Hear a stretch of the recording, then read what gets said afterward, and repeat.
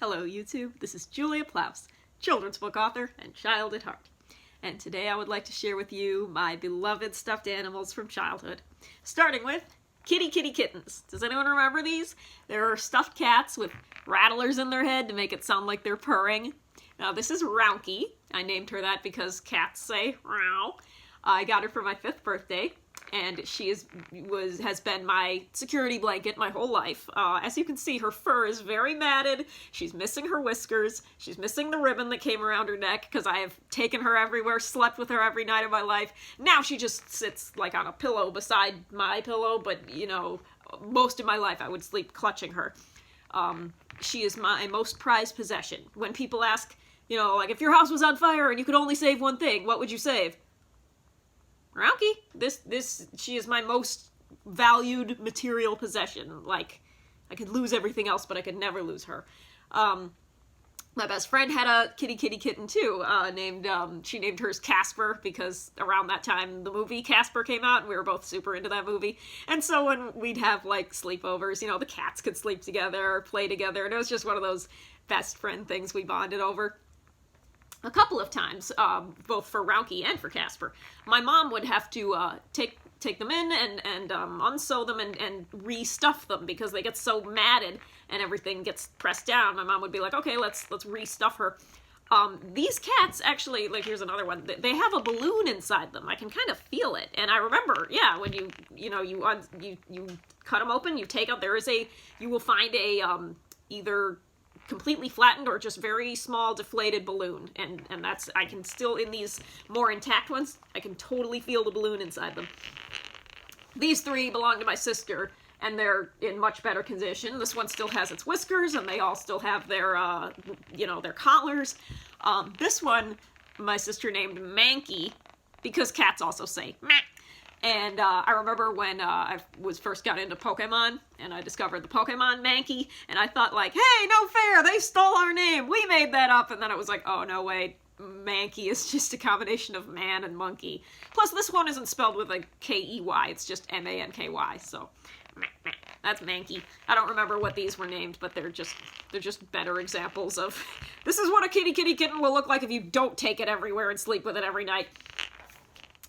Oh yeah, they also made, puppies. That's a pretty stupid, I can feel the balloon in this one too. It's still got some air in it. I think the gimmick of these was you would squeeze them and the tail would wag. So, because it just kind of jerks its butt forward, my sister named it Butzer. And then we never did anything with this ever again. These have all just been in a box, so they're in a lot better condition. Now, does anyone remember Puppy Surprise, or the other animal surprises? I have other ones too. This one was like, you know, a pregnant mama puppy, or a pregnant mama dog, and she can give birth to puppies, so there are 3 puppies inside. There could be anywhere from like 3 to 4, I think. Let's see, there's 2 girls and a boy. That's adorable. And I think I remember the commercial jingle was like, there could be 3 or 4 or 5. Here's a couple more puppies. These were sold separately. These didn't come with the mom. This one's in a sleeping bag. This one had a sleeping bag too, a turquoise one, but it got lost. My sister and I named them Bernard and Bianca, after the rescuers. Even though they're not mice, we just like the rescuers and the rescuers down under, so those are their names.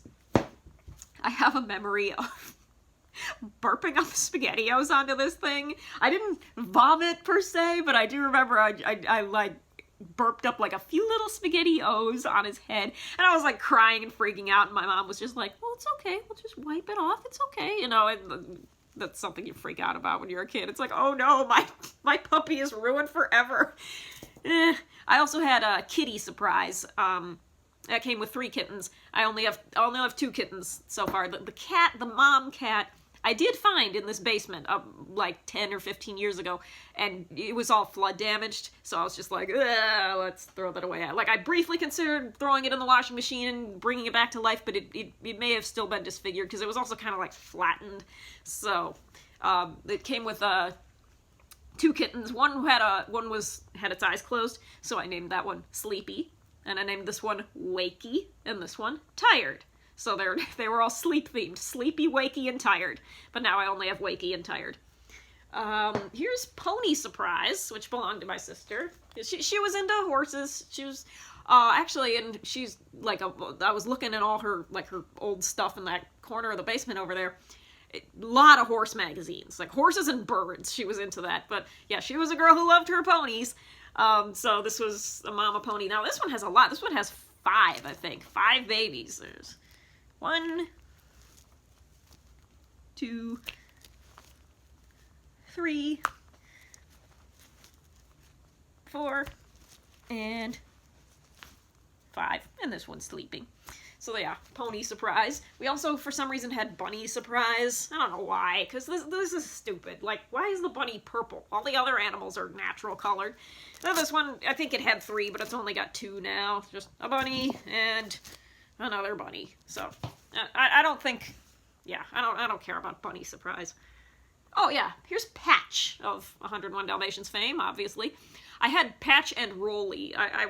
I miss Rolly, because Rolly was my favorite. But this one actually predates Rauki. I think before I had Rauki, this was the animal I slept with. I remember being on vacation with my family. It may have been the same trip that I mentioned in one of my Littlest Pet Shop videos, where it was the trip I saw my first Wallace and Gromit cartoon, and it freaked me out and gave me a lifelong hatred of penguins. But like that night, we were sleeping, and Patch fell off the bed, or fell in between the bed and the nightstand, and I was like, "Everybody, wake up! Turn on the light! I lost Patch!" You know, obviously, I was very scared without it. Okay. Oh yeah. Speaking of dogs, remember Wishbone? That was like that PBS show with the live-action Jack Russell, and he would just help kids learn lessons or whatever. So this is Wishbone. It came wearing like a tuxedo top, and it had a little top hat, and I think they were more or less attached to his body, but I like cut the tuxedo thing off of him, and I cut the thread that attached this hat, because I wanted to use this hat for other things. I wanted to use it for, like, you know, on other stuffed animals, and I didn't want it permanently attached to him, so, but, Wishbone. Here's another dog. This is, now this says Eddie Bauer, so I guess it was maybe ordered out of an Eddie Bauer catalog, or maybe it was a gift for starting an Eddie Bauer subscription. I don't know. I named it Snowball a long time ago. It had booties too, but of course they've all gotten lost. And then it wasn't until I learned to read that I noticed that it said Eddie Bauer, although I could barely read the cursive, but my sister just said, like, she read it for me, and then I was like, oh, so is that his name? And she's like, no, Eddie Bauer's just a company. And I'm like, okay, his name is still Snowball, fine. Here is Aru, because wolves say Aru. I've always had this. I don't remember a time when I didn't have it. It says Ranger Rick's Animals at Risk.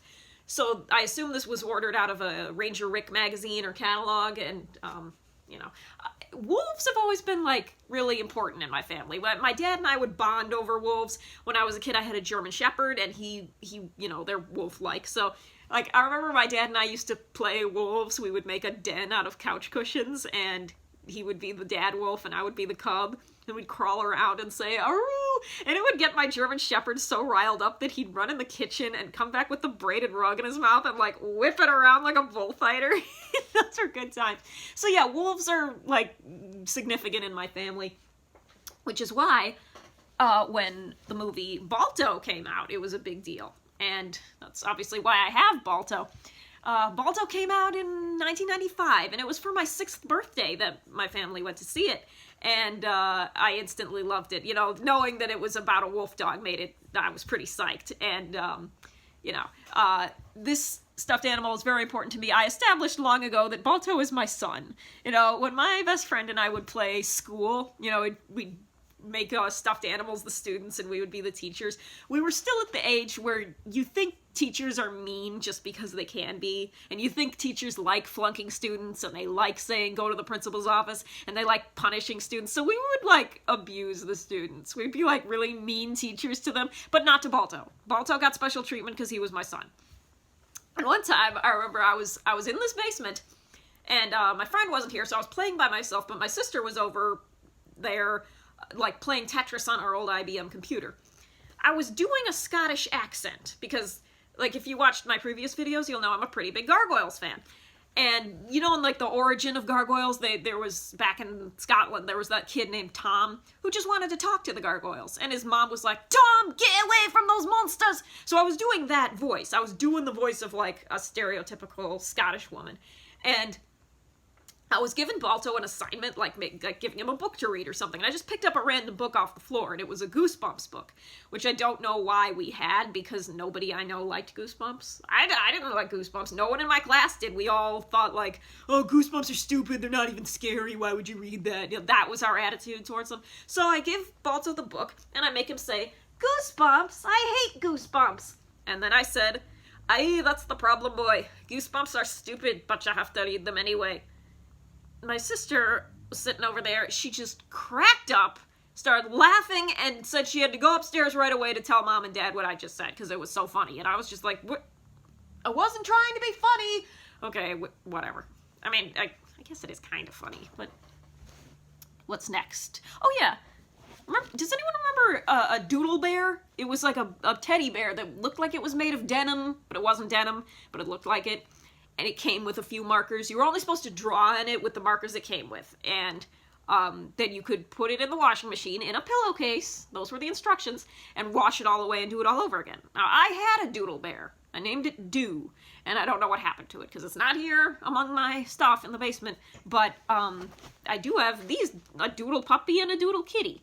I can't discern what the hell I drew on them. Let's... Okay, something it says, and even if I did, ... Okay, I don't know what I was writing. You know, there's stars, there's hearts, there's peace signs, all that lame stuff you think are cool things to draw when you're 7. And then there's these little miniature doodle kitty and puppy. So those were things. So if anybody had a doodle pet, please comment. What else we got? I did Balto. Oh, right. Muffy and her horse, Oats. Oh, excuse me, I have bopped my phone. There we go. Okay, now, I don't remember a whole lot about these, except in, like, 1st grade, my class went on a field trip to where this bear was developed, because it was made in Indonesia. The tag says made in Indonesia, but it says North American Bear Co., Inc., Chicago, Illinois. Muffy Vanderbear. So, whoever created this, it started in Chicago, and... yeah, she has a horse, and she rides the horse, because, like, it's posable. You can actually, like, pose it. There was a girl who lived on my block. We weren't really that good friends, but she was the only kid in my class who lived near me, so sometimes she'd come over and play. And I remember she saw this and said, "You have Muffy? I hate you!" Like she was jealous or something. I don't remember a lot about these. I just remember they were special. And I should, like, take good care of them and not, you know, abuse them like I did with my other animals. And does anyone remember Gordita, the little Taco Bell? Yeah, it doesn't talk anymore, but it used to say, "Yo quiero Taco Bell," because that was the slogan. Is that all the stuffed animals I brought out for this video? I believe it is. Well, thank you for watching, and if you had any of the same stuffed animals as me, please comment. I hope you enjoyed this and my other videos, so please like and subscribe, and please check out my children's book on Amazon, The Last of the Pitbulls. Thank you.